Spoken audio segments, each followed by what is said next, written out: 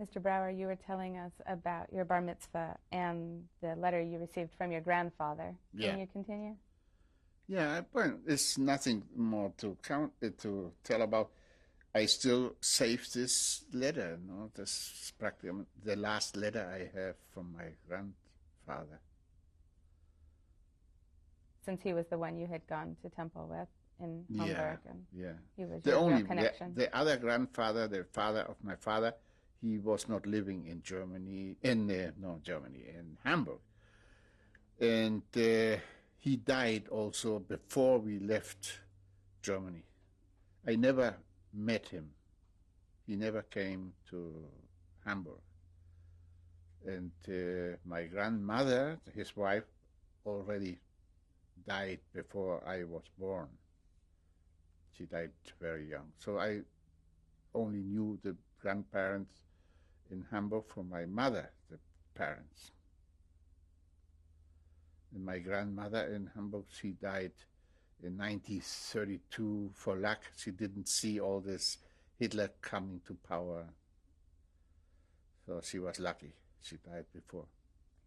So you celebrated your bar mitzvah, and you have this radio, and you're hearing news from Europe and news from Germany.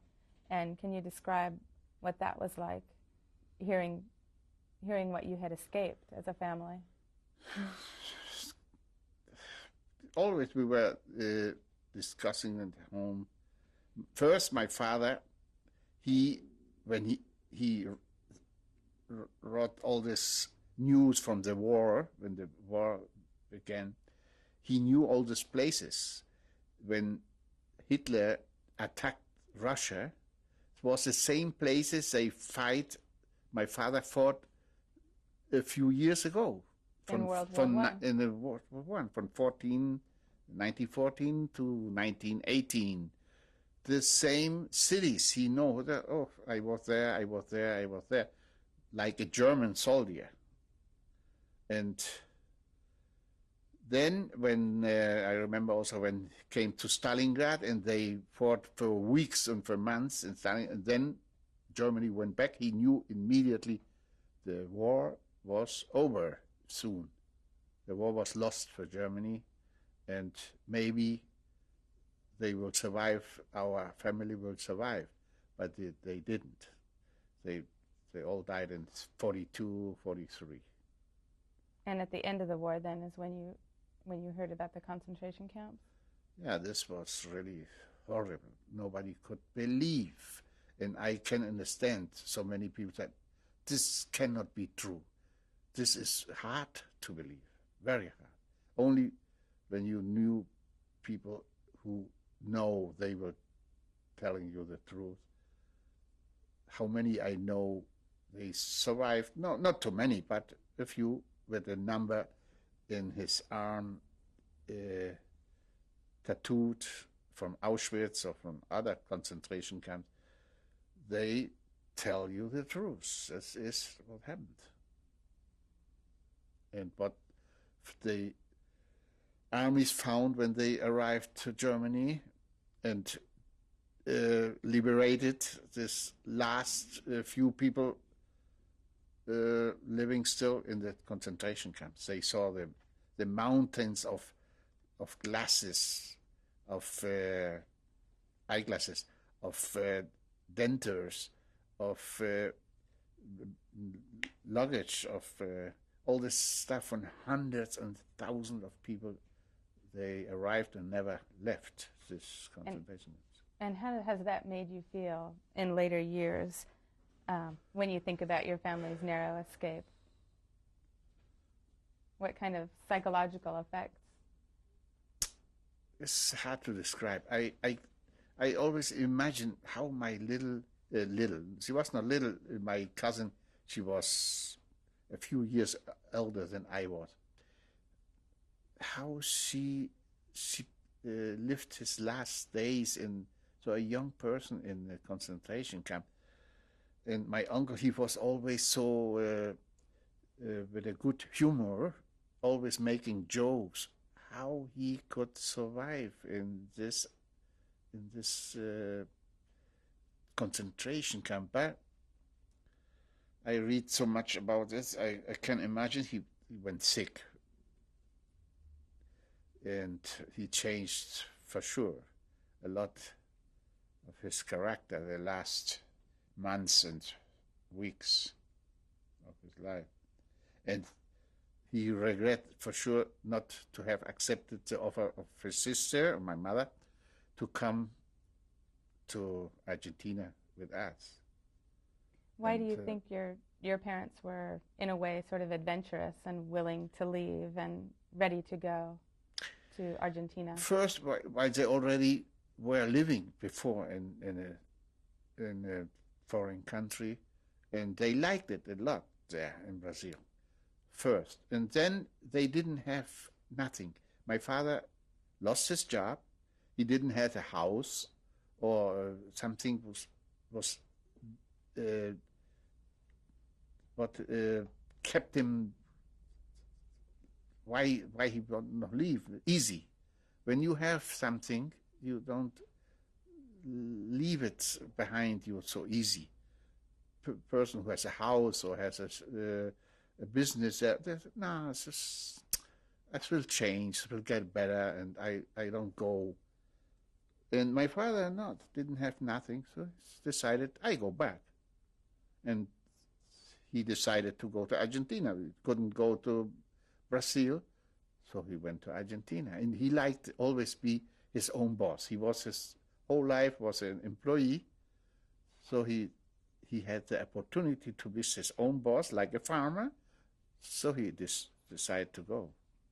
And this was our luck to go on time.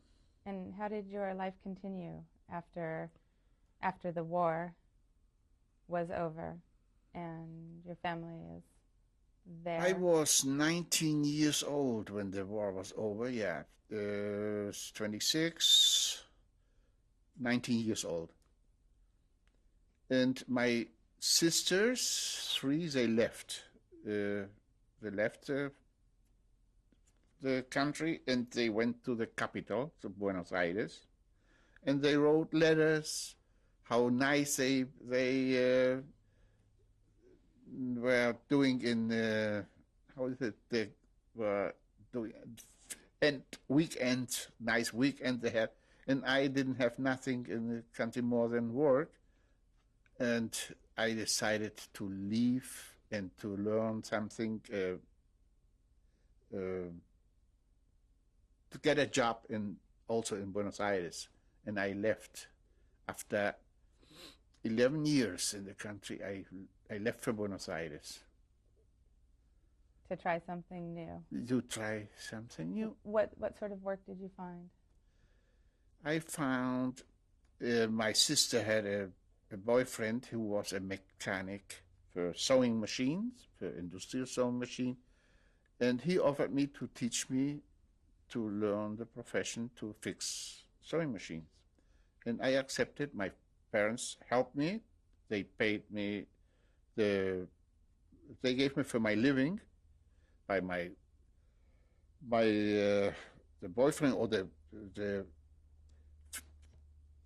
later was the husband for my sister, couldn't pay me nothing. So he teach me, but I had to have help from my parents, and they gave me the help. I was working there 11 years, so I deserved it. And I learned quick, and then became an owner for a store, and I became a representation. I was a representative from a big company, a German sewing machine manufacturing company, and I was doing very good. And you were successful. Successful, businessman very in successful. Buenos Aires.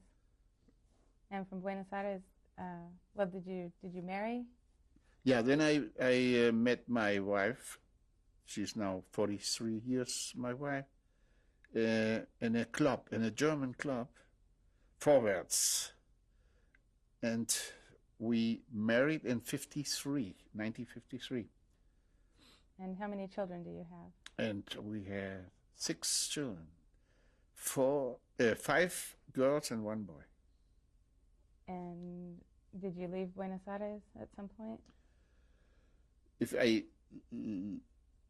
When What? you left Buenos Aires, where did you go? then yeah, in 1968 I left Argentina.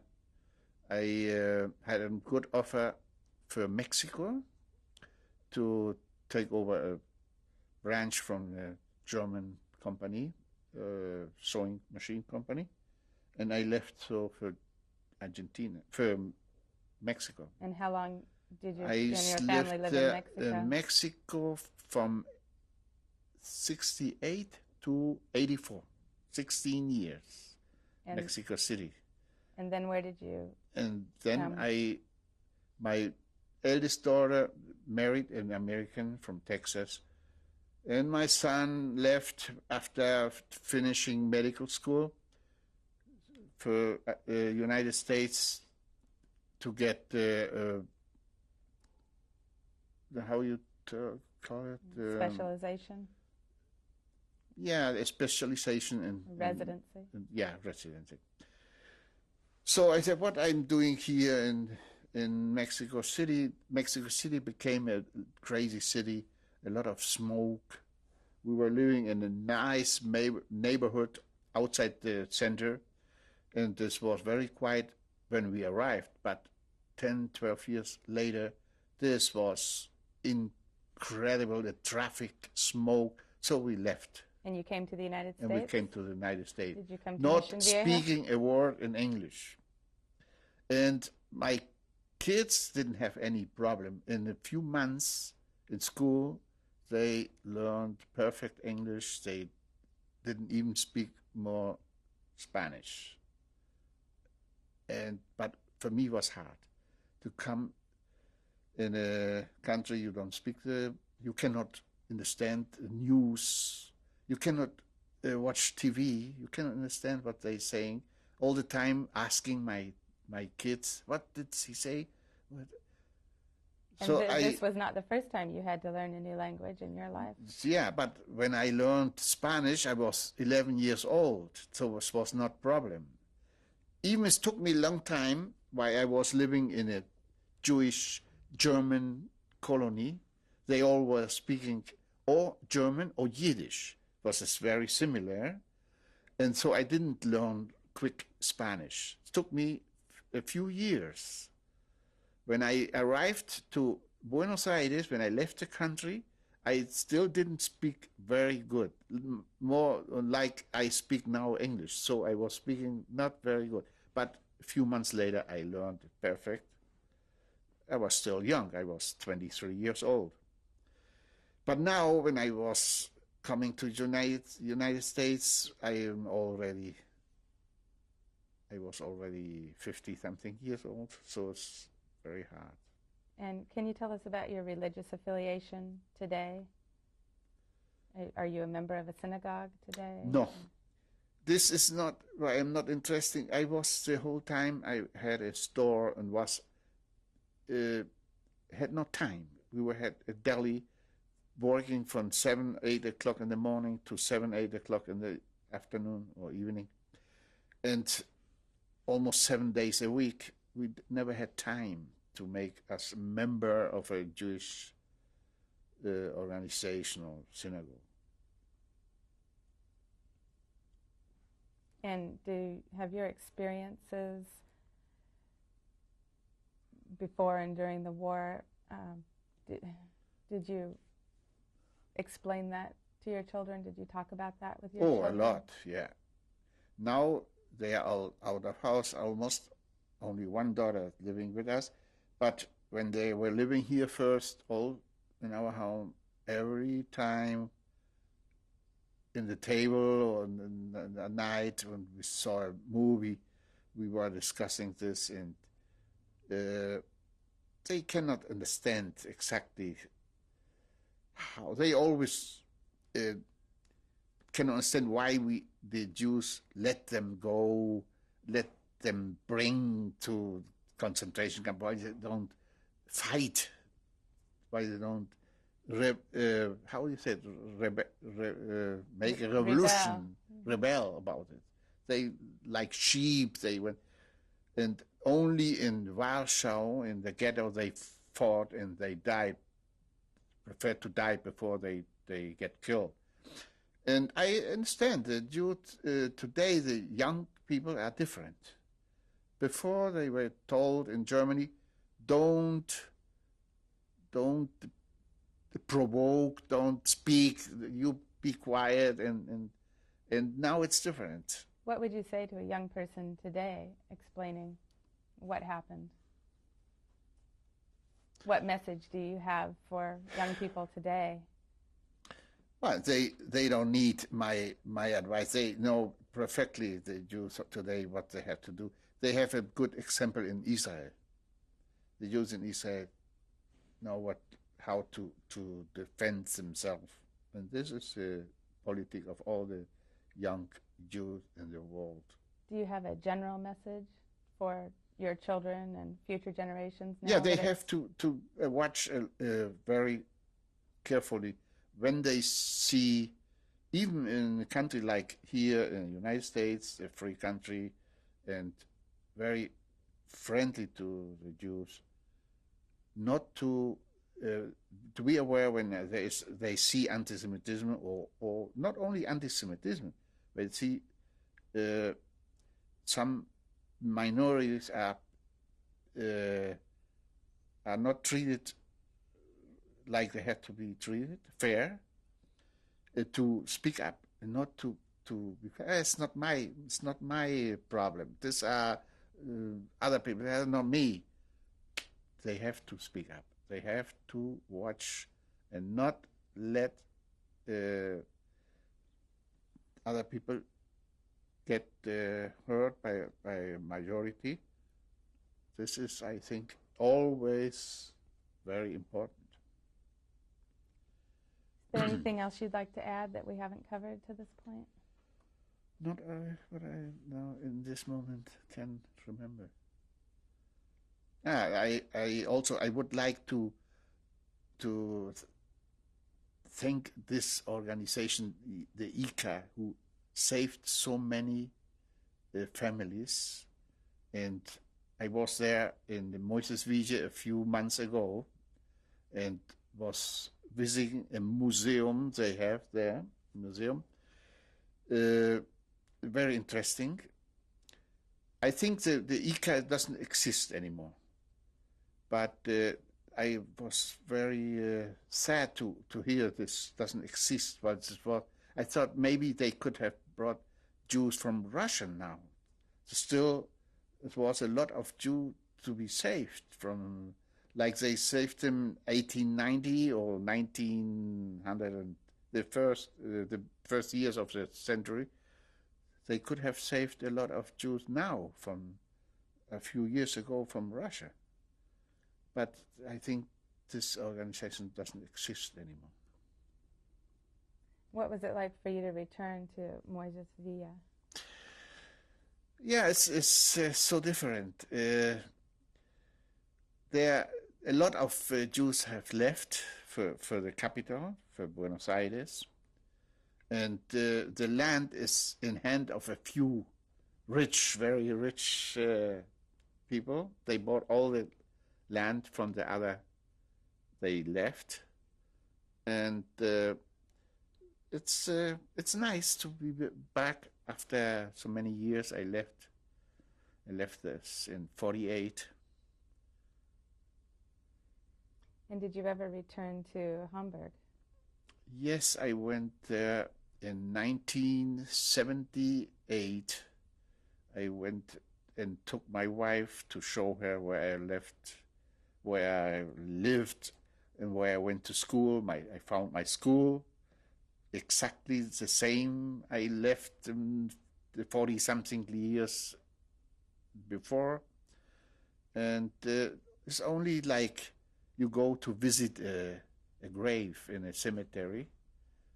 You see this building is there, but nothing more.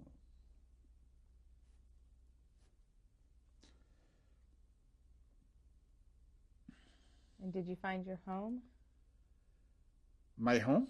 My house? No, this house was destroyed. It was another house in the same street, number, the same Griesstraße 11, but it was a new house.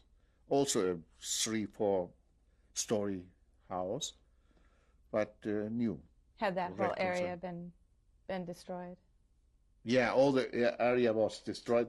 The Allies destroyed all this quarters, the living quarters. This was no industrial zone. It was like, how do you call it? The part of the city where no industrial... Residential area, exactly. To demoralize the population, to rebel against the government, to destroy and finish the war. But didn't work. They destroyed this whole part of the city, Hamburg. Only the center was not destroyed. Did the synagogue survive? No. We went to the cemetery where but the stones, they all destroyed it.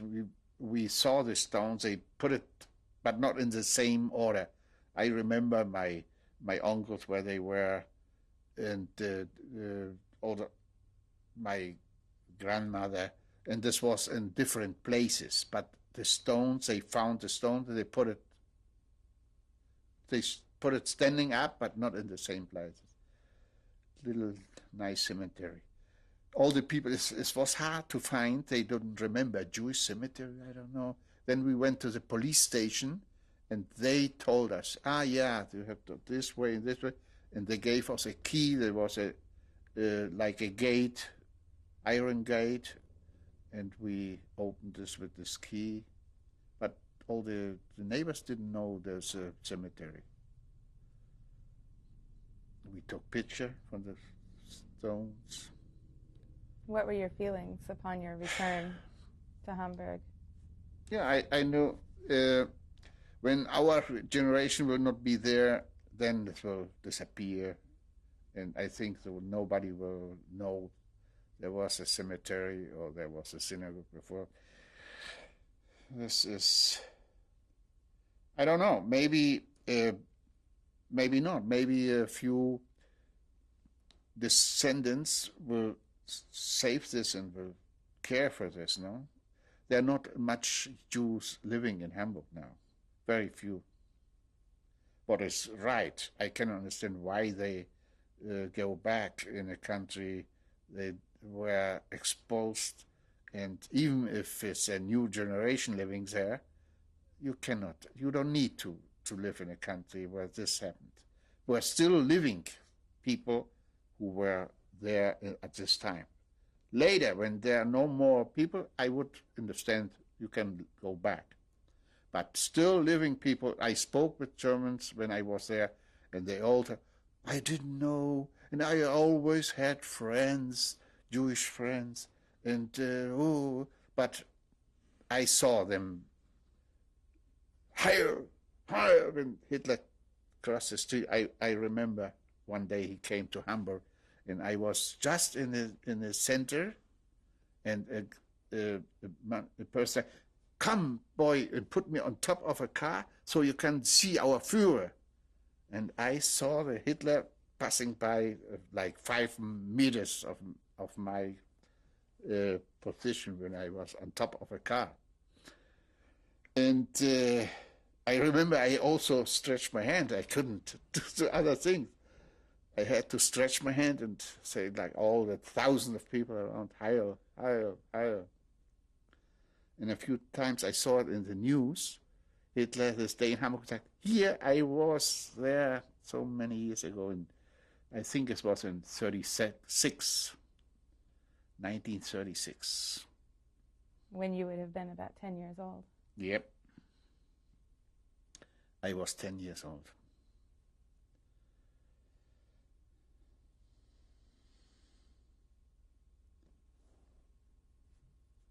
Jordan. I'm not using Mr. Brauer. Glasses. And can you introduce us to your wife? I want to introduce my wife. Yeah, I introduce you, my Heidi. Her name is Heidi in Spanish. but she liked better Heidi and shorter, and so I would call her Heidi.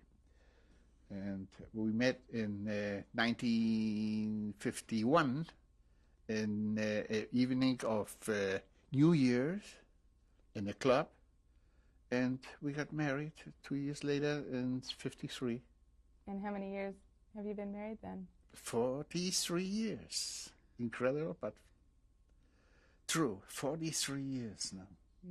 Yes. 43 years fighting. Okay. And Heidi, tell us about your feelings knowing about your husband's background and his Feeling. and Look, it's very important what you're doing because the future generation is so unbelievable what happened that they will not believe really. And you need to do that. And if it's in a way to assure that they get the information, I will please ask you to do it. Thank you very much. Now we'll take a look at the photographs. Okay. These are my grandparents from my father's side, Theodor Brauer and Marie Bender. This is taken the first of the century, 1900, in Germany. Happy. This is the father of my mother, my grandfather Philipp, Sally Philipp. This photo was taken in Hamburg around 1935. So this is more or less how we left him when we left Germany. This is the photo from my grandmother, the mother of my mother, with my sister Rita, my eldest sister, and me when we were to visit from Brazil. I was 8 months old, and my sister was a year and a half old, a little more, almost 2 years. Yeah, this is taken in Hamburg in 1926. This is a photo of my mother, Martha Philipp. She was 21 years old. This was 1921. She was born in 1900. Nice girl. And where was this photo made? Where? In Hamburg. And tell us who this is. This are my parents in the country when they arrived shortly after. In 1938 in the country in Moisés, Argentina. Kurt Brauer and Martha Brauer. This photo is me riding on a horse, and I don't know what exactly he is taken, but it must have been around 43, yeah. This must have been 1943, around our house in the country. And where is that? In Moisés, Argentina. And your name is? Max Alex Brauer. Yeah, on the occasion of the wedding of my daughter, Jackie, we took this photo for my other 4 daughters. The left side is Denise, the youngest, then Miriam, then is Irene, she's the oldest, and on the right side is Ingrid. This was taken in San Clemente 2 years ago in 1994. In California? Yes, here in California, San Clemente, in the day of the